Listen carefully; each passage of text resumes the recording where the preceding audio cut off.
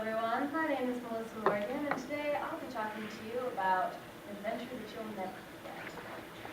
Why everyone should go to Europe? What a question. I mean, everyone thinks about it at some point in their life, probably. Well, today I'm going to tell you exactly why everyone should go.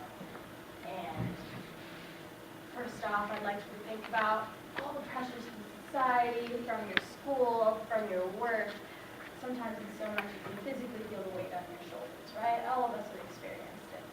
Well, the simplest solution, take off. Go on a trip, however long you can manage. Go to Europe and enjoy.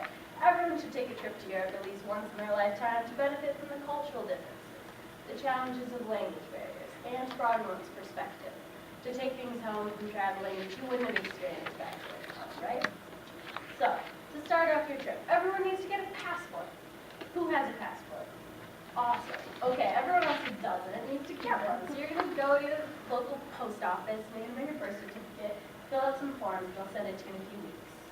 Now, depending on how spontaneous you are, this might put a damper on things, but get it now so that when you're feeling yours, you can go. Next, you're going to buy a ticket. A few websites you can use that are really good for cheap tickets are studenttravelagency.com, kayak.com, all the regular Priceline, Orbitz, Travelocity, whatnot. So you're going to want to get one a little bit in advance. It depends, though. I mean, on the day that you're searching for it, what time of year you want to go. But you're going to find the cheapest ticket on a Tuesday. So keep that in mind. Next, you're going to want to figure out where you want to stay. And so for your trip, first you need to decide where to go. And the options are endless. Europe is huge, even just in Europe. I mean, there are so many places packed into such a small continent. And so once you decide where you want to go, you're going to look up places to stay. You're going to find hostels, because for students like us, it's the cheapest, most effective way to stay somewhere, unless you have an unbelievable amount of time in which you can stay at a place like a farm or a house or help them with their boat, whatnot. That's a great way to do it too, as an exchange. However, if you can't manage that, then find a hostel. They're great because they're students and they're people who live and work in those hostels. They provide, spaghetti nights or sangria nights, or let's watch the soccer game together, pub crawls, get people inviting and, interacting with each other. And so sometimes it's a little out of your comfort zone. You're staying with 8 to 12 other people. You don't know them.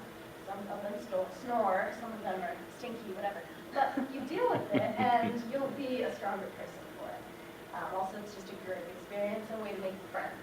A couple sites you can use for hostels are hostelbookers.com, Hostel World. Another site you can check out is called Airbnb, which is a site that people put up their room in a house, just whatever house they have. And they're like, come stay with me, and you'll spend a quarter of the price of what you pay in a hotel, a little less than what you'd stay at a hostel. And then you can meet the families, and really get to learn the culture from the place that you're staying. Once you arrive, say you get off the plane, you're going to want to get a guidebook if you didn't already get one, because it's the easiest way to find maps, learn how to read basic things in the language of the place that you're staying, be able to navigate on the subway, the metros, whatever the local transportation is. Often people in Europe don't have cars, as many of you know, so you're going to want to do what the locals do. Don't rent a car, there's no need, it's expensive, it's time consuming. Do what the locals do, ride the metros, get lost and figure it out. Next, you're going to want to ask for help when you need it, obviously. And this is scary because, you don't know how to speak to these people in their language, but you're going to want to find people who speak a little bit of English, and they are everywhere, so it'll be all right. You're going to want to explore the area once you get set up in your hostel. You're going to want to find cafes, bars, parks, museums. Look at the sites, but don't just go to the sites, because who's seeing the sites? Tourists. You want to avoid tourists. You want to see the actual people who live in this country. You want to eat what they do. Instead of going to a restaurant that has a ton of people in there, and you look in and you're like, oh, that looks pretty good. And then you realize all of them are Americans, or it's from other countries. Well, it's probably not going to be the best food. It's going to be okay. It's going to be really overpriced because they're marketing towards tourists. You're going to want to find hole-in-the-wall places where people, you sit down and you ask for a menu and they look at you like, a menu? What do you want that for? And you say, well, I need to see what it is to eat. And they say, what do you want to eat? And you say, I don't know, pasta. And then they're going to cook you the best meal of your life, because they're awesome cooks and they have a restaurant for a reason, and that's because they like to cook, not because they want to get money off tourists, you know? And sometimes, sometimes the people you'll meet there are the best people that you'll meet because they're the real, true, you know, Italians, or whoever it is that, wherever it is that you're visiting. Next, you're going to find the supermercados or the markets, because if you're shopping in at least Italy and Spain, where I went for the longest amount of time, there are lots of department stores, and sure, Italians go there, but really they know that it's the markets. It's the people, the vendors on the streets. They have their own local goods that they make, their own honey, their own cheeses, their own clothes, or they're, you know, importing them from Africa, whatever. But it's still going to be better quality than in the stores. So try to look for the way that people actually shop and the way that people actually live and what they eat and do as they do. Next, I'm just going to show you this photo, which you can all see, kind of, is of just one garden that I went to in Italy and worked on. So there are all sorts of different things to see in these countries, like America, like anywhere that you go. You can go to the cities, but you can also experience the rural life, you can experience other things that aren't necessarily in your guidebook on your beaten track. But if you do want a good guidebook, I'd go with Europe on a Shoestring. It's a Lonely Planet edition, and it's awesome. So, a lot of good things in there. The next thing I'd like to talk about is when you're traveling, you're going to want to keep a journal.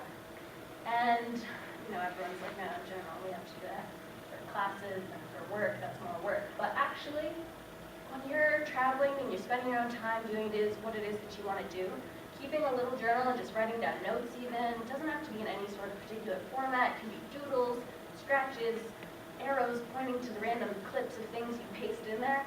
It's going to make your trip so much better, and especially looking back on it later with little rocks and flowers that you find along the way, sugar packets from cafes you went to, you know, beer caps, whatever it is. That's going to remind you of those days and those memories even more so than just looking back in your memory or even in pictures. You know, just keep little things that are lightweight for your back. After that, you're going to research your next destination, because you can go anywhere. You don't have to stay in one place. You can go all over. So check out as many different countries as you can. Experience as many different places within those countries as you can. And as you're doing that, you can use sites such as Ryanair, which is super cheap flights. They're like under $20 for some, going all over. There are things called Euro passes. I personally wouldn't recommend one because, again, they're really aimed toward tourists. And if you're going to go to like 1 or 2 countries for a long amount of time, that might be a good idea for you if you're going to be traveling a lot. But otherwise, you're going to want to just look up the trains and the buses and do what the locals do to get from A to B. Also, there are ride shares. And the Europeans who do have cars, that I met anyway, often they're totally more than sorry, they're very excited to share a ride with someone because it's more environmentally friendly, they're super environmentally conscious.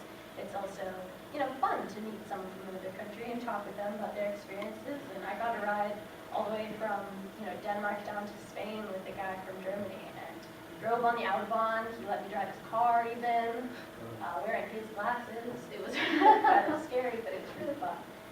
And anyway, so to gain the most out of your experience, keep contact information from the people that you meet, live your life spontaneously, and soak up as much from every country you visit as you can.